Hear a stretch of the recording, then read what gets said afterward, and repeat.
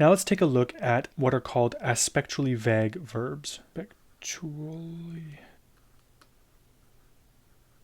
vague. These verbs do not indicate aspect. They don't change stems. They don't signal to you how complicated the process is in terms of its semantics. You don't know whether you should be looking for multiple clauses or just one clause in order to properly understand the process. There's two key things we're going to talk about, even though there are other examples we could look at. The first is Amy,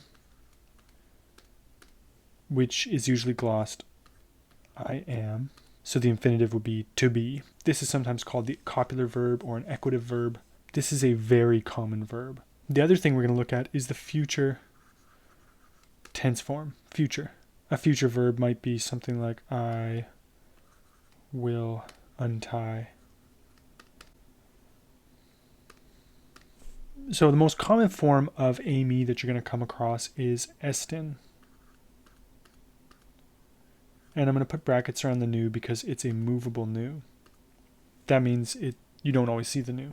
This could be glossed he or she or it is. Amy actually has an augmented form.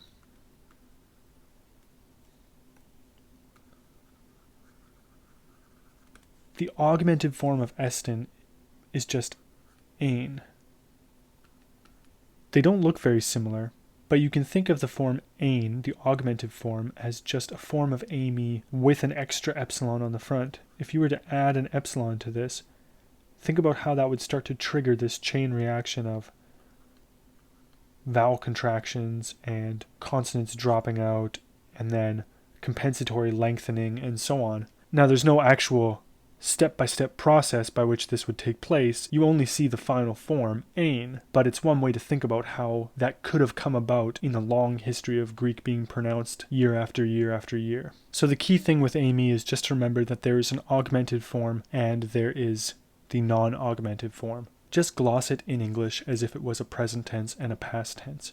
The future looks very similar to the present tense form. So if we had luo in the present, the future just adds in this, what's called a sigma tense formative. And so you end up with luso. The bottom line with the future is that if a word looks identical to the present tense form, it just has a sigma suffix before the ending, then you're probably looking at a future form. For some words, the sigma actually drops out because of phonological changes. And in the future passive, you actually have a theta eta sigma rather than just the sigma. So the future passive would be lu thesomai. So you have this middle passive ending here, a theta eta sigma tense formative in the middle, and the stem. So that would be glossed perhaps like I